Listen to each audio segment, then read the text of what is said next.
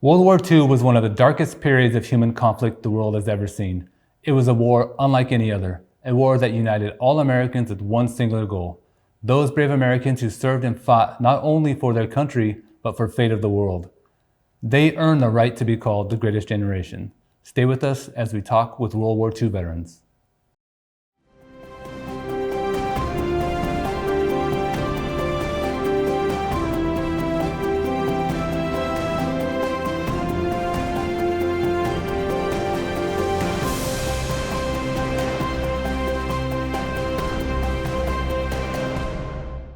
Welcome to Veterans Voices. I'm your host, Joshua Zebley, along with my co-host, Elena Kim.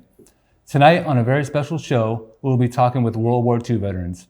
It is estimated that over 16 million Americans served in World War II, and now, over 80 years later, about 100,000 or less than 1% are still alive.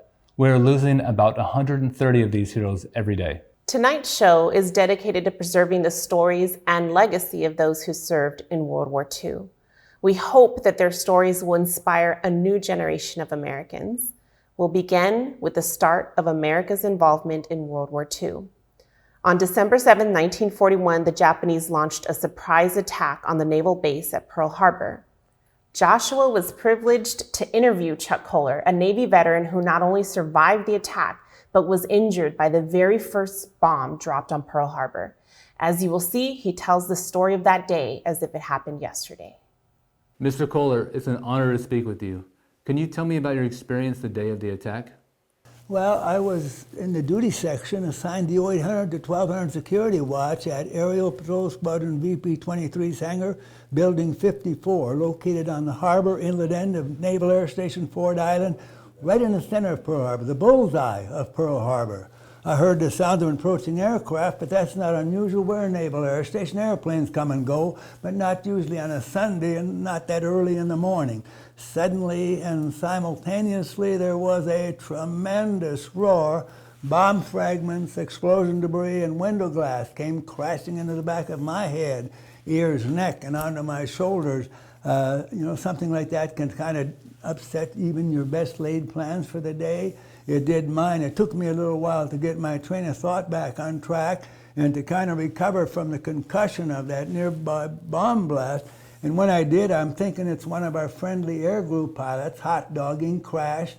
I'm going to go down and see if I could be of some help. When I got on the lower level, went out through the narrow opening, left at that big hangar door, the sound of another airplane. I looked up and here comes another airplane, a steep power dive, and I'm seeing what's looking like blinking or flashing lights on the front, and I'm hearing strange popping and buzzing sounds all about me. I don't recognize either of them for what they were. Later I was told that what I thought were blinking or flashing lights was the machine gun muzzle flashes, and those popping, buzzing, and whizzing sounds that I was hearing was those machine gun bullets striking and passing through the structure of a PBY twin-engine patrol bomber was parked right near to where I was standing. Then they would ricochet off the concrete apron on which it was parked or off the steel hangar door right behind it. But since I didn't recognize them for what they were, I didn't consider them any danger to me. My interest was with a big old bomb hanging there on the bottom of the fuselage between the fixed landing gear on that diving Bell dive bomber. Suddenly that bomb released, it wobbled as it began to fall. The airplane began to pull out of its dive. By the time it had completed its dive and was in level flight, I don't think it was more than 150 feet over my head. It's then that I first saw and recognized that big round red insignia there on the bottom of the wing. That, and the fact that he has just dropped a bomb, has convinced me that, these are not the friendly fellows I thought they might be. I turned around, hurried back inside the hangar, hoping I could find someone with the key to the ammo shack. All of our guns and ammunition was locked up, and I wanted to get a gun and some ammo and get at these guys. But as I come in the front door of the hangar, the other few that I was on duty with that morning were heading out the back door. Someone, I suppose the duty officer, spots me and says, "Hey, you, follow me." I went after him. I thought, oh boy, he's the duty officer here. It's his responsibility to put up a defense. But I was very disappointed when he went out the back door of Building 54, because instead of turning to his right and leading everybody down to the ammo shack to get guns and ammunition so we could put up a defense, he instead turned to his right, went out, jumped in on-field construction ditch. Everybody followed, jumped in after him. Since I'm coming in the front door, when they're going out the back door, I'm about the last guy into that ditch. I hit the bottom of that ditch, got myself stabilized, looked up. I'm looking right at a guy there in his white uniform. The work uniform was blue dungaree trousers and a blue chambray work shirt. But he was in his dress white uniform, as though he was going into Honolulu, going to church or something. Never did find out why he was in his white uniform, but I'm so thankful that he was, because there on the left sleeve of that uniform was a petty officer's rating badge, and I recognized the winged round cannonball, the insignia of an aviation ordnanceman. I said, "You the duty ordnanceman? Yeah. You got a key for the ammo shack? Yeah. Well, let's go get guns and ammo and shoot these blankety blanks, you know." So I hadn't much more than hit the bottom of that ditch, and I and that ordnanceman were on our way up out of there. There's somebody, I suppose the duty officer, calls out, "Get back in the ditch. Get back in the ditch." I don't want to be in that ditch. We're military men. We should be putting up a defense. We shouldn't be here in this ditch. Besides, I know this is the beginning of that war that they've been talking about and we've been preparing for. And I'm from a very proud family. And I damn well know that if I'm going to lose my life in this battle or any other battle of this war, I would want my family and my country to know that I died fighting, not hiding. We continued up out of that ditch, started to run for the ammo shack. Then I heard the most unexpected military command directed at me that I thought I would ever hear in the military. Somebody, again I suppose the duty officer, shouts, "Get back in the ditch or I'll put you on report for disobeying a direct order." Hell's bells. Talk about being between a rock and a hard spot. You know, these guys in the airplanes are dropping bombs and machine gunning, trying to do as much damage as they could, maybe kill a few of us as collateral damage, and our own duty officer sheltering here in the ditch is threatening us with military discipline for when to defend ourselves.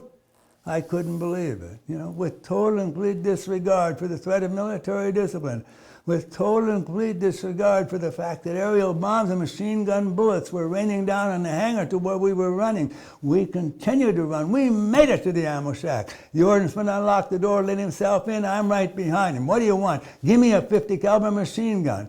I'm a recent farm boy. The biggest gun I'm used to firing is a little shoulder-fired 22 caliber rifle. This is not a shoulder-fired machine gun. This is a fixed mount machine gun. Hell, man, it looks to me like a cannon without wheels, you know. But I took it as best I could, most likely cradled it in my arms, turned and started for the door.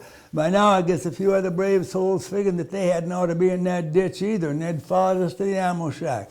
The guy coming in the door was somewhat taller than I, huskier built. I just offloaded that machine gun to him, saying, "Here, take it to the PBY park in front of 23's hangar. I'll get the ammo." He looked a bit surprised, but he took a turn out the door. When I turned around, and there again, I'm so thankful and grateful for that aviation ordnanceman, because without his cooperation, none of that defense that I was able to set up there in Ford Island could have or would have occurred.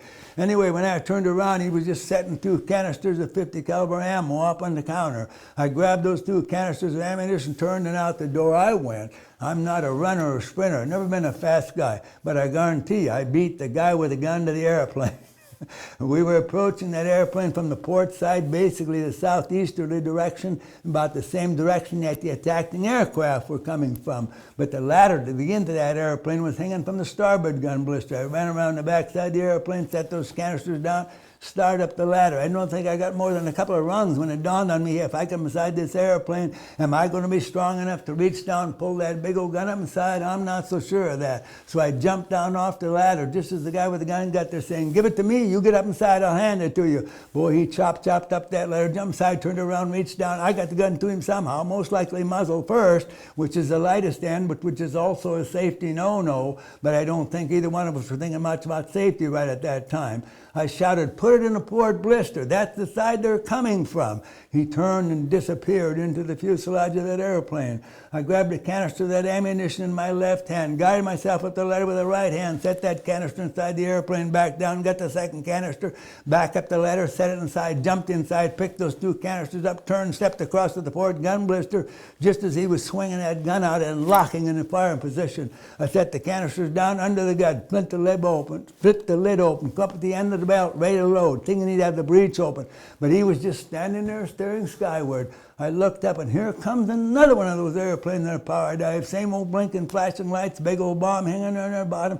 Man, I couldn't wait on this other guy to get his train of thoughts back together. I just reached over, slid the lock forward, threw the breech open, fed the end of the belt into the rolling mechanism, slammed the breech shut, grabbed the charging pin, pulled it back, and let it go. Bam! We get around the chamber. Shoot! I shouted, and he pulled the trigger. I guess he was one of those guys that thought with a machine gun, you don't have to aim, you just point in general direction and fire away. Because I stood there and watched those tracer bullets fly off harmlessly through empty space, somewhere near to where that airplane had once been. Back there in the farm where I was raised in Minnesota, you become a hunter and a gatherer really early in life. And you also better become a good shot, because being a good shot would oftentimes mean the difference of whether you would or would not have food on the table. I said, let me get the next one. He let that gun down. I grabbed it, brought up the firing position just as I did. Here comes another one of those airplanes. Boy, I got a bead and a lead. I continued to lead and squeeze the trigger. I continued leading and firing. All the while, that guy came down, finished his power dive, pulled out in a level flight path just overhead. I watched those tracer bullets fly through the air. It looked like every one of them went right into that big round opening on front of that old air-cooled radial engine dive bomber, then stitch to stitch right down the bottom of the fuselage. Now, some of you know and remember that following each one of those tracer bullets, there were 4 regular bullets. Another tracer, 4 more regular bullets. So I know here and I know here that I did damage to that aircraft. But you're not going to be watching him. He's going away. He's no longer a threat. If you want to survive, you damn well better be looking for the next one's coming at you. I bring that gun back down. I'm looking for another one in the power dive. I'm thinking, well, there's one out over the channel, maybe 2 city blocks away. He's not in a power dive, but a steep banking and descending left turn as though he's lining up to make a machine gun run on this area. Because he's in that banking turn, I can see the cockpit. It's about 6 or 8 feet behind the front of that airplane. I figure at that distance and at that speed, if I use the very front of that airplane as my aiming point, I'm going to get some rounds into the fuselage, maybe even into the cockpit. And believe you me, if you can get a couple of 50 caliber slugs bouncing around inside that cockpit with that pilot, you're going to give him something else to think about other than coming back and machine gunning your area a second time. I maintained that lead, squeezed the trigger. I don't think I got off more than about 6, maybe a dozen rounds. But I saw at least 2 of those tracer bullets seem to disappear into the fuselage of that airplane just forward of the cockpit. And when they did, that airplane did an abrupt rolling right turn and was gone from my field of fire. No more aircraft came back to bomb or to strafe that end of the island that morning. I stayed at that gun. I got to fire short bursts at other aircraft as they passed through my limited field of fire on the way to or from other targets.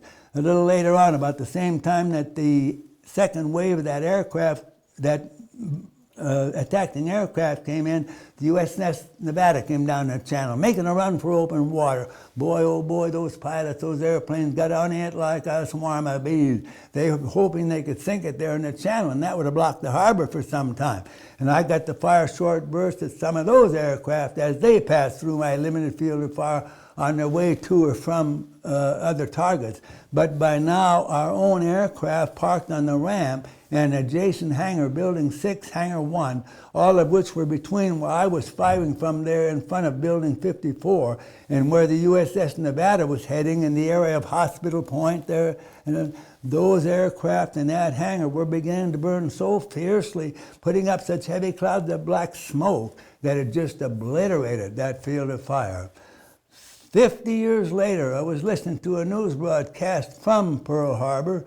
That year, they had made a great effort to try to locate as many of those Japanese pilots that they possibly could who had participated in that raid at Pearl Harbor, who had survived the war, who were physically healthy enough and willing to travel, and they brought them back to Pearl Harbor for that anniversary.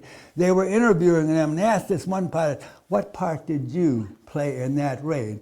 He said, "I was the lead pilot of a group of aircraft. Our assigned targets were the airplanes and the hangars on Ford Island. That's where I was.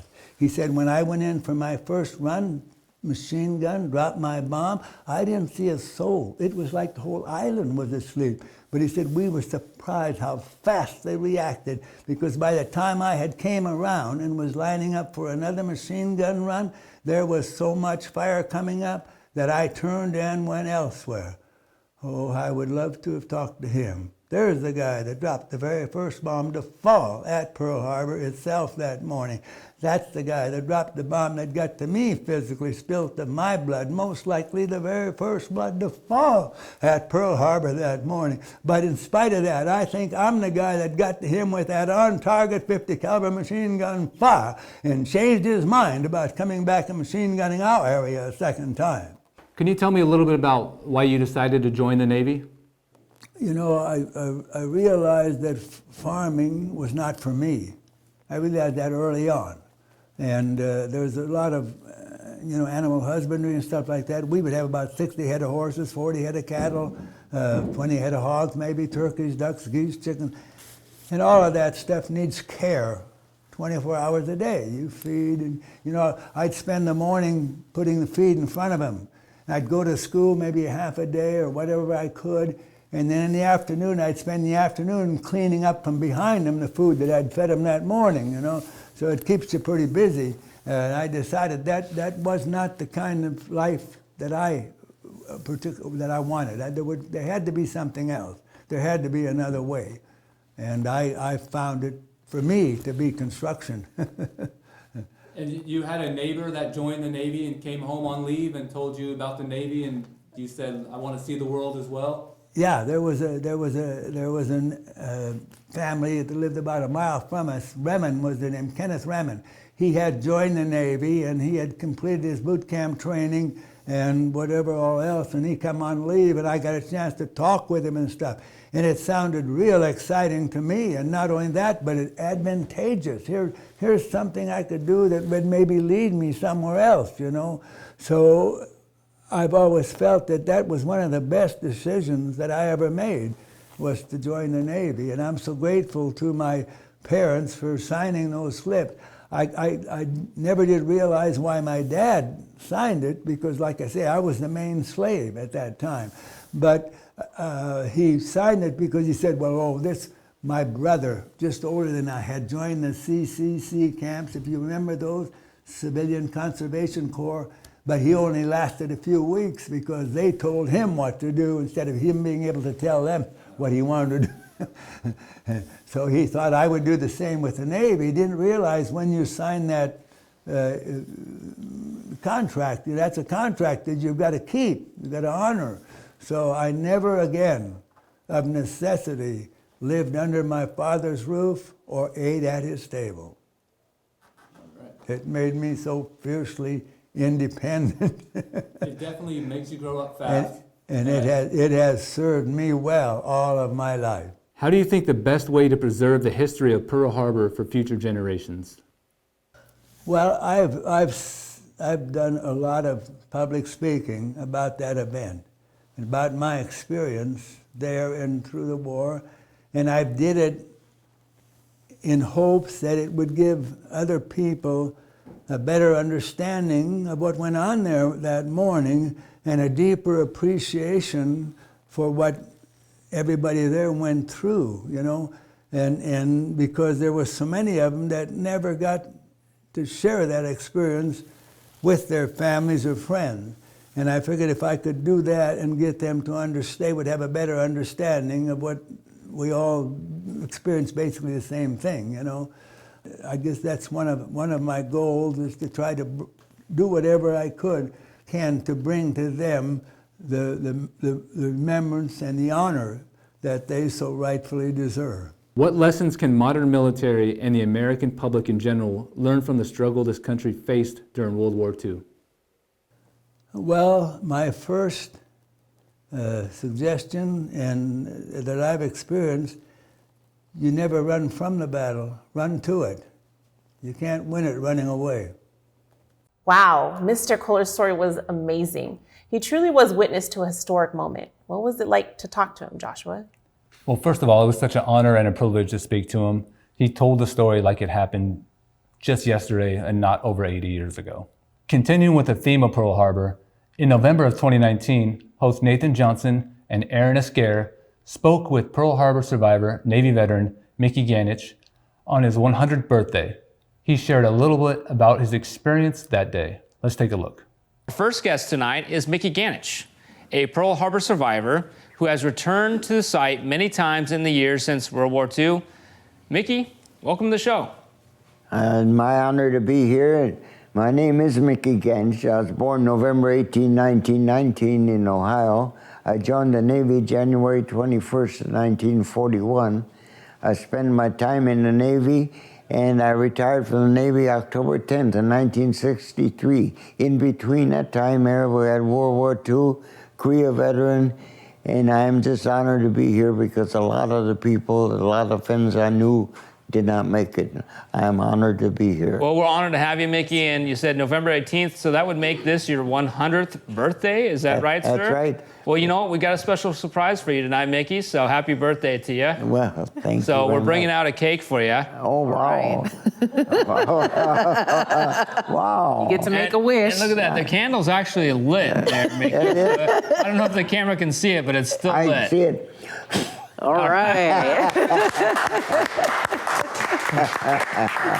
Happy birthday, sir. Happy birthday. Stick around, we'll cut that at the bar down the road, okay? Well, to give our audience a little bit better of an understanding of your experience, we've got several pictures of your experience during Pearl Harbor. So if we could pull those pictures up here, and we'll run through them in a slideshow, and maybe you can kind of narrate what our audience is seeing. Oh, okay, that's when I had hair. That's 1942 when I had hair.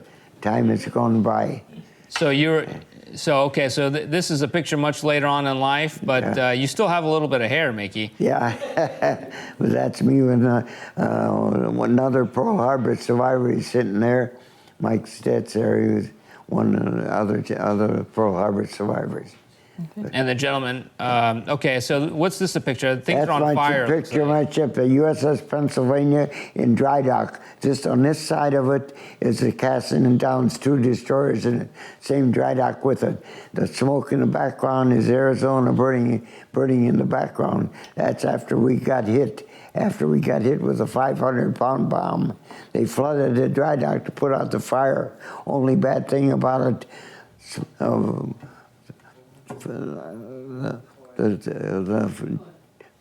fire came on top of the water.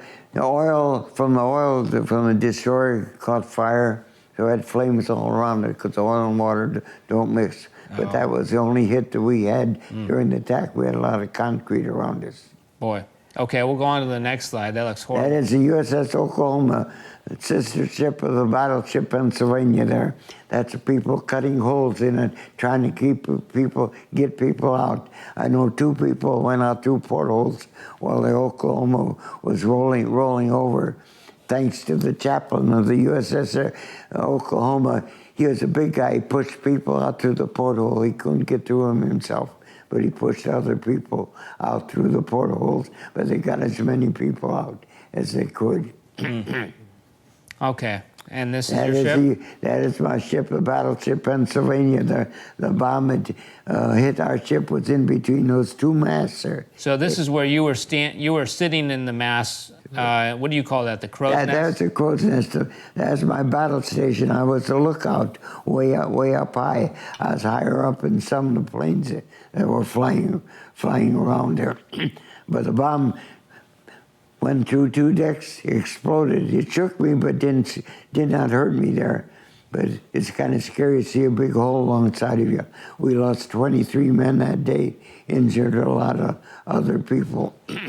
But it's kind of scary there, the bomb hitting us. As the ship, after we got underway, we were an old ship built in 1916. They used it for fire support. That's a ship out at sea there.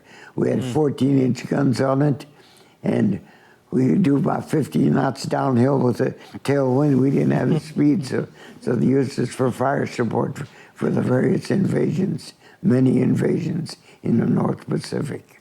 Well, we just got a couple more pictures here, and then we'll give you a little break with your voice. But what are we looking at here, Mickey? That is that is on a battleship Missouri. That is General MacArthur signed the peace treaty in Tokyo Bay. Right in behind him is skinny General Wainwright, the one that he left at Crickador, and he went to Australia there. In behind, next to him is Admiral Percival, English admiral. In the background is officers there. You'll notice there's not a necktie on any one of them. General MacArthur said, "We work to get here. We'll be in a working uniform when we sign the peace treaty in Tokyo Bay." So that's an affront to the Japanese. Show the Japanese. That's a Japanese delegation. You see them with ribbons and top hats and all. It was an affront to them because the Japanese liked the pomp and pleasure that they all decorated. We're in a working uniform. We fought to get there, and we're in a working uniform when we signed the peace treaty, September 2nd, 1945. Wow. What a history. And it's an honor to be here. I'm one of the lucky ones. They say you're a hero. I'm a live hero. We had a lot of dead heroes that did not make it there. In my tribute, and I honor the people that passed before me there and the ones that are not with me anymore. Another amazing account of that day. Mickey Ganich was a fixture in our local veteran community. Mr. Ganich recently passed away, but while he was with us, he would speak at veterans events and even drive other veterans to medical appointments despite being over 100 years old. He's missed. Moving on from Pearl Harbor, our Veterans Voices correspondent Stephen Burchick had a chance to interview World War II veteran Art Gaskins in May of 2018. He had a little different perspective on the war. Let's watch. Welcome. My name's Steve Burchick with Veterans Voices, and we're here today at the Veterans Memorial Building in Danville interviewing Art Gaskins for his segment of A Veteran's Voice. Art is a World War II veteran. Welcome, Art. Thank you. When did you join the Army, and what were the circumstances? Well, in college, I'd put in my 2 years to be able to apply for Army Air Corps. They were taking probably about 100 pilot trainees a year. So you had a long wait to get your examination, and that happened to me. I didn't pass it. And I'd gone home to Dallas and was working, and the Selective Service Act, as it was originally called, came into being, and you could do your year and go back into reserve and back to school. Situation developed that in Europe, they began to call more and more people. And so I said, well, I might as well get in line. And I was called up in March of 1941. Were you part of the attack in April 1945 at the River Sieg? Sieg River was a major river in the industrial area, the Ruhr. And it dominated the let's say, the use of terrain.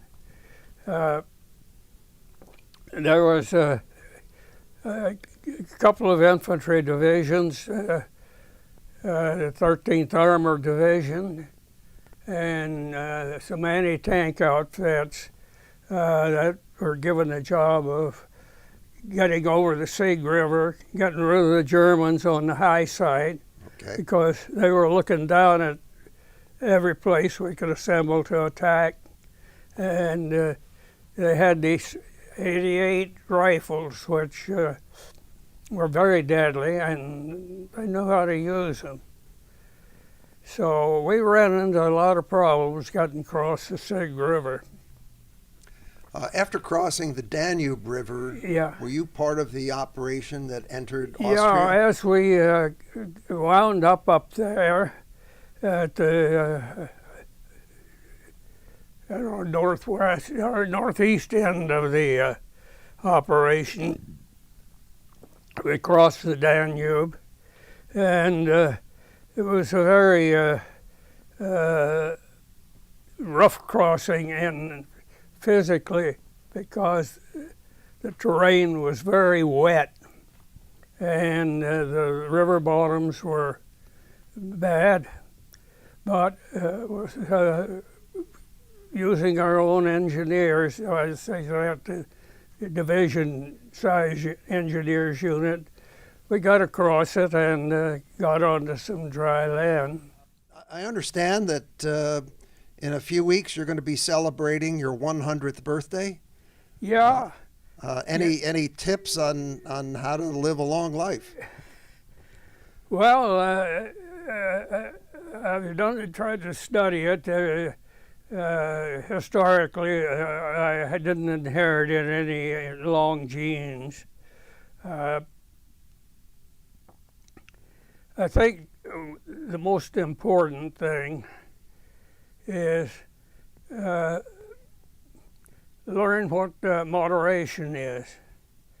And you have to establish your own moderation based on what you have as an objective. But moderation in all things, keeping your mind active and keeping your physical ability within reasonable limits. But it has to be a constant thing, and it has to return something to you that encourages you to do it, because you run into some rough spots every once in a while. So the big thing is planning to keep both your mind and your body in good shape, and feel like you're putting a little bit back in the pot after you've taken it out. Well, that sounds like some great advice. Right. Art, it has been a real pleasure to chat with you today. Well, it's been fun talking with you. It was really good to hear Mr. Gaskin's thoughts about that time. Stephen did a great job with that interview. Now we have something very special. Joshua was honored to interview 2 World War II veterans from the European theater. Veterans Burl Harmon and Robert Wainert both flew multiple missions with the 450th Bomber Group based in Italy. Let's take a look at that interview. Today I'm talking with Burl Harmon and Robert Wainert. Both served in the 450th Bomb Group in Italy during World War II. Welcome, gentlemen, and thank you for joining us. Burl, could you please tell me when you joined the military? Was it before or after Pearl Harbor? It was after Pearl Harbor. I was drafted in March of 1943. Was the draft something that you saw coming? Only in a letter from the draft board. That makes sense. But then I was chosen to be with an aviation mechanics group. I had no choice in that. I filled out a quota, and then they sent me through the following year. I was sent to various training camps for aviation mechanics to get acquainted with the airplane and to get acquainted with the various gunnery stations. How about you, Mr. Wainert? When did you join the military? Was it before or after after Pearl Harbor, and were you drafted as well? No, it was after Pearl Harbor. I was a senior in high school, and the Army Air Corps had a program called the Air Cadet Program. Right. And with it, you could bypass, at that time, you had to be a college graduate to be a pilot. But they were now running short, so they went to high school.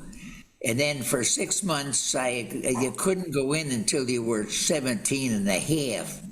So that first 6 months, I used to jump on the Long Island Railroad after school and go out to Mitchell Field where they had courses in navigation, meteorology, and flight basics. So at the minute that 6 months was over, then I went in. For you, Burl, did you know that you were interested in flying when you were young, like Robert was? No, I couldn't even drive a car. I had no interest. It was not my choice. I was just picked to fill out the quota for aviation mechanic training. To work on the airplane, to become acquainted with the B-24. You must have been mechanically inclined then, if at that young age they were, you could fix airplanes. That's pretty impressive. And Robert, it sounded like you knew that you wanted to be involved in aviation somehow at a young age, right? Well, I had never been up in an airplane. Airplanes in those days, of course, were very scarce. You'd see them fly by once in a while, mostly biplanes. And so I had never been in the air. So some people used to say, why did you join the Air Force instead of the Navy or the Army? I said, well, I always wanted to be in the air, whether I had been or hadn't. On those missions, I know you both flew multiple missions. Is there any one that you particularly stands out to you, to either of you? We can go with Burl. On one mission, there was an anti-aircraft hit one of the planes and in fact hit our plane and took out one engine, and we were in squadrons of 7, so we had to drop out of the squadron, and that's when the German fighters could pick on us. But the tragic part of it was a navigator suffered a wound across it from his knee to his hip in the quadricep, and he turned as white as a sheet, but he didn't pass out. But we had to drop out of the formation, and we were fearful that we were the targets of the German fighter planes, but we were not. We made it back home, back to the base there at Manduria, the 720th Squadron, and this comprised our day. We flew once every third day. Wow, that's a pretty intense one there. They had somebody was backup navigator, or he was able to continue as his duties? He sat up, as I said. He was struggling not to pass out, but the bombardier and I treated his wound. The only first aid kit that the Air Corps provided had adhesive tape and, would you believe this, sulfa powder. That's the only thing. So we did the best we could to bind up his wound, and until we got back. And of course we had radio contact with our base, and they had an ambulance waiting for him. But that was the highlight. And the most dangerous mission that I flew on. Wow. How about you, Robert? Do you have an experience that's relatable to that? Robert? You want an experience? Oh, as long as the mission didn't have a lot of flack, you did have some missions that have very little flack. But I think the thing I remember is the first time we saw 262s, which is a German jet fighter. And it was unbelievable what we saw when that thing can maneuver and climb and speed, and it was kind of jaw-dropping. Right. Wow. So did you, when you were on your missions, for both of you, was obviously there's fear when you're going into any type of life-threatening. Was that something you felt just kind of you didn't think about because you couldn't at the time? You had to do what the job entailed at that time, or was it just something outside of your own body? You just did it, and you were scared later. Could you feel the fear constantly when you were flying over the enemies? Yes, going into the bomb run, that was the time when I was really fearful.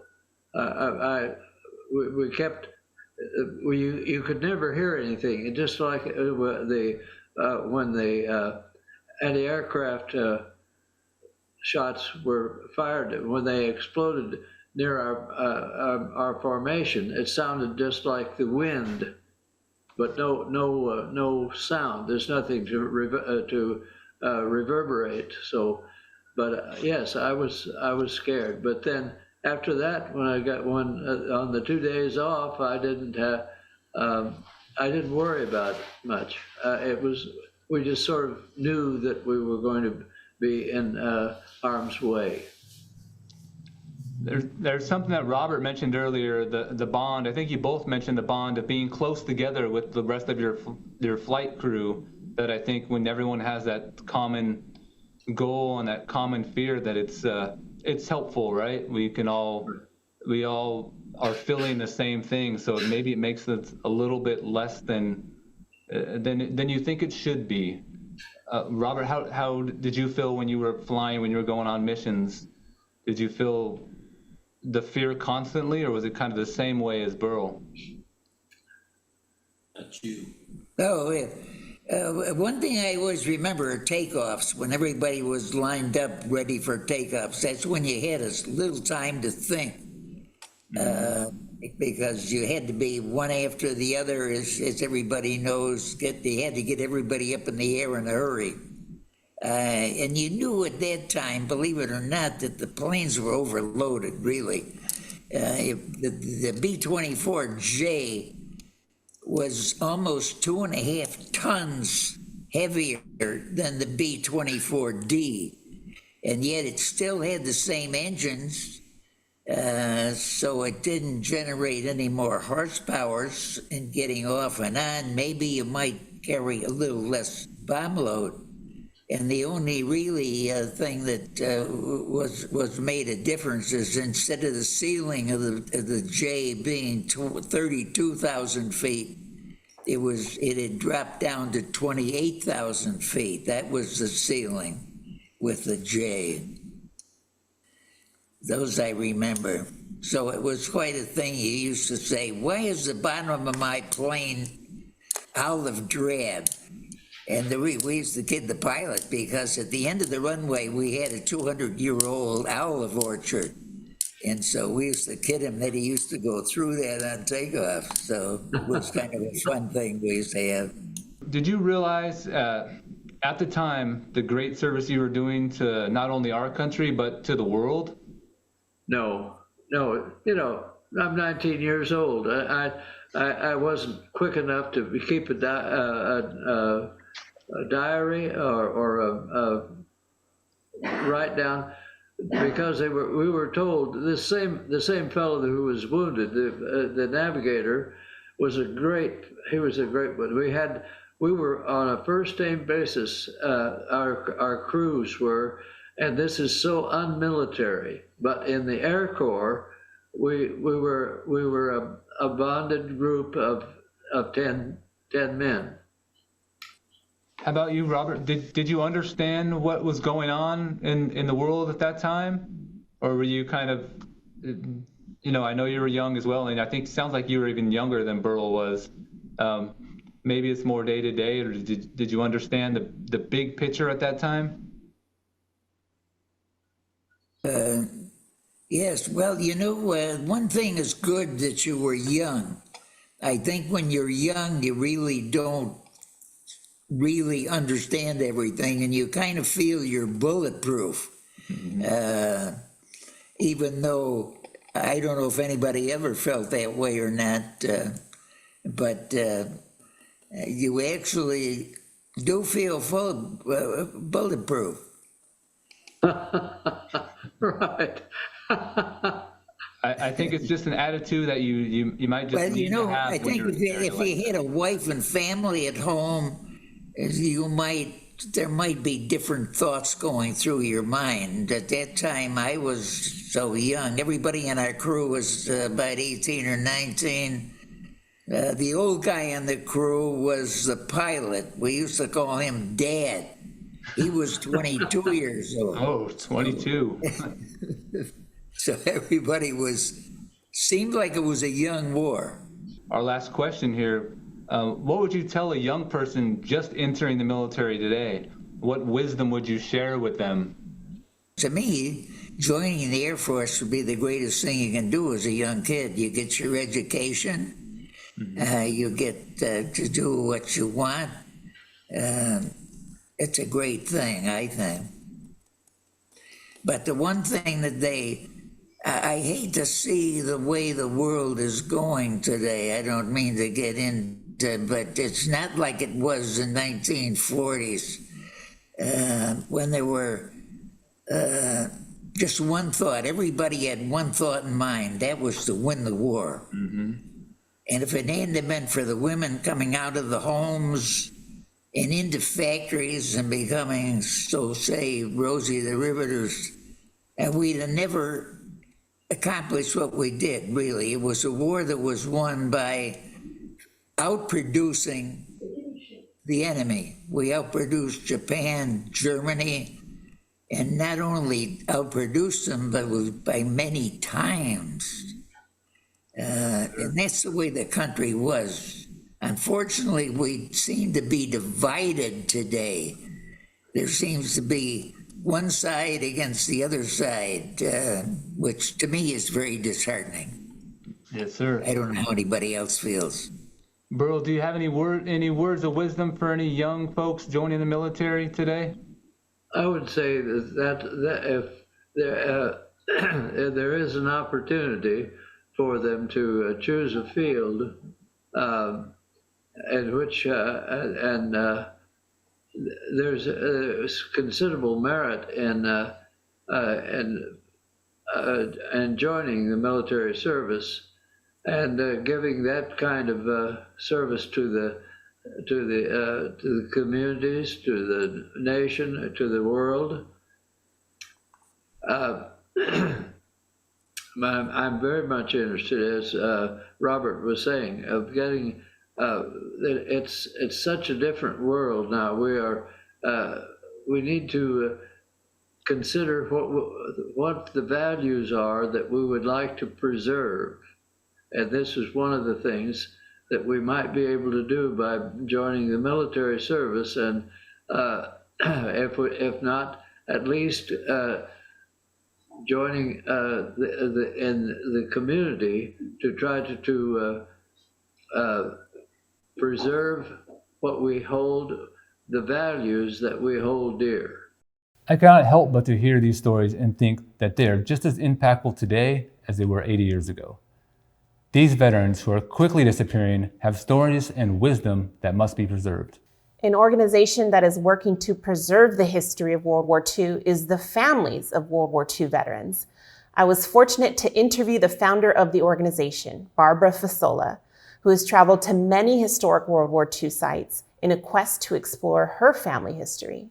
Coincidentally, she has a family connection to the 450th Bomber Group, as you will see. Barbara, I understand that your organization, Families of World War II Veterans, is helping to preserve the history of World War II. Can you tell me a little bit about your organization? Yes, and first let me say thank you for inviting us to participate today. Thank you for all the great work you do to support veterans. Our nonprofit is a 5013C. We were founded, now I can't believe, over 15 years ago, and it started with me.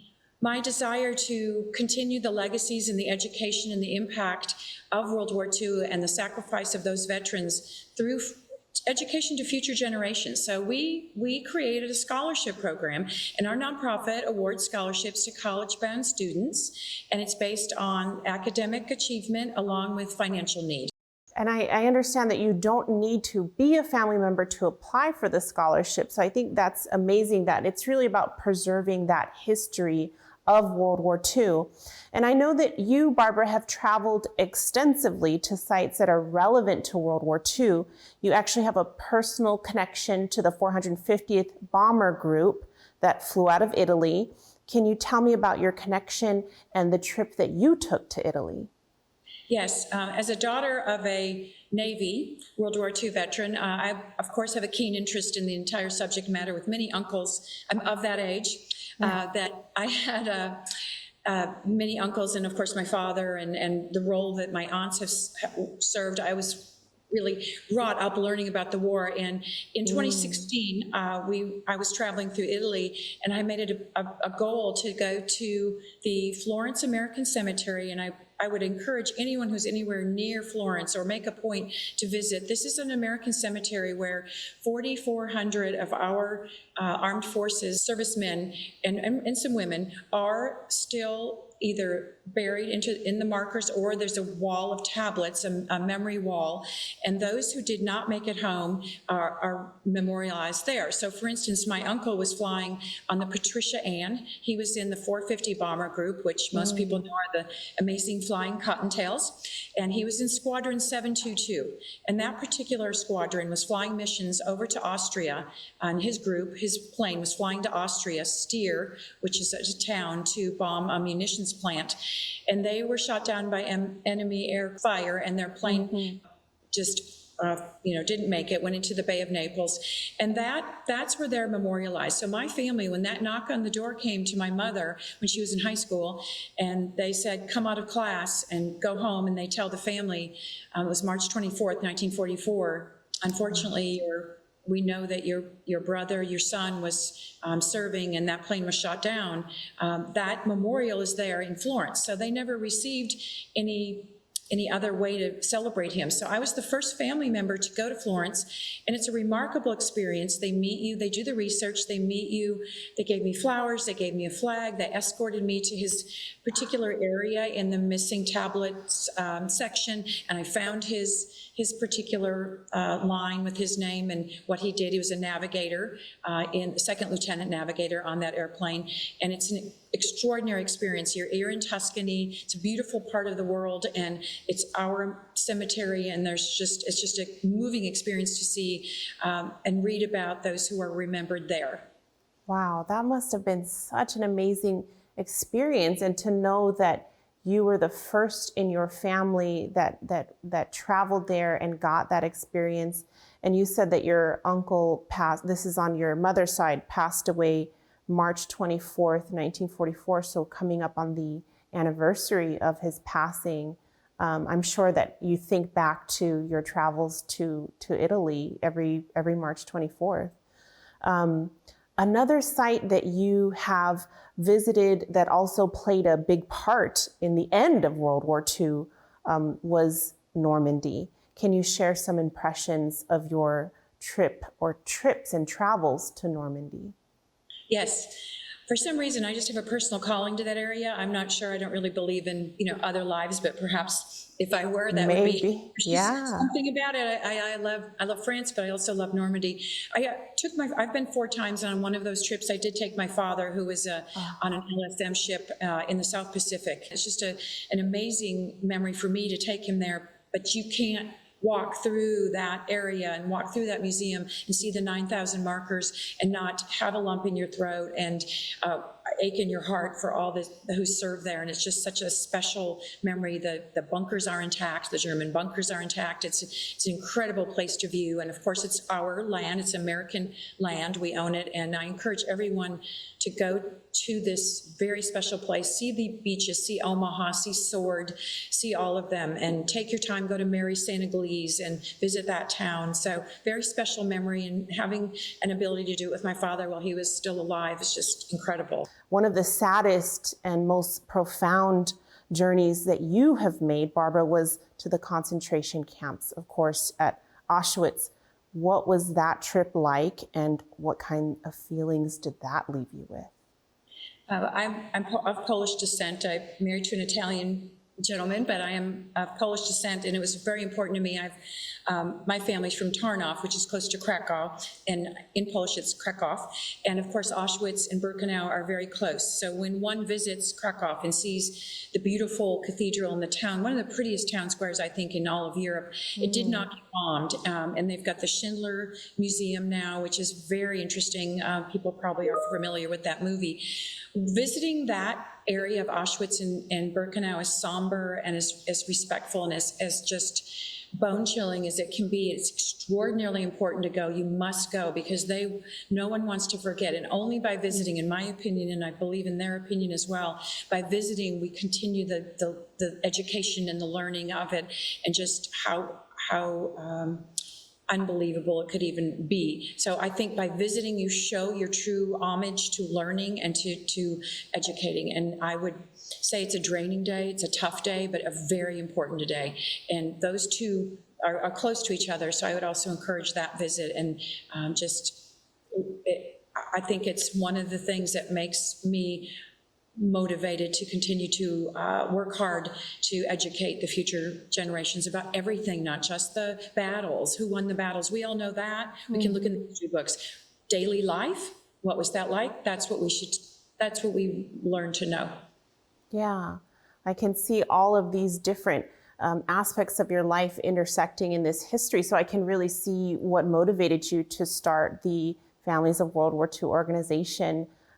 Thank you so much, Barbara, for helping us and others preserve the history of the war and for sharing your insights, your thoughts, and your feelings with us tonight. Thank you. It's been an honor. And please, any questions you have or any other comments, please contact us. We are grateful for what you do as well. Thank you. Elena, speaking with these World War II veterans has been something I will always remember. I look forward to sharing it with my grandchildren one day. The experiences of these veterans cannot be lost to time. I agree. These stories reach through the years and should provide lessons and inspiration to all Americans. We hope that you've enjoyed this episode of Veterans Voices. To learn more about events mentioned in tonight's conversations, here are some resources for you. The National World War II Museum in New Orleans is a wealth of historic information about the war. Find them at nationalww2museum.org. The Families of World War II Veterans is dedicated to preserving the legacy of these brave American heroes. Find out more at familiesww2veterans.org. The history of the 450th Bomb Group is well documented on their website, 450thbg.com.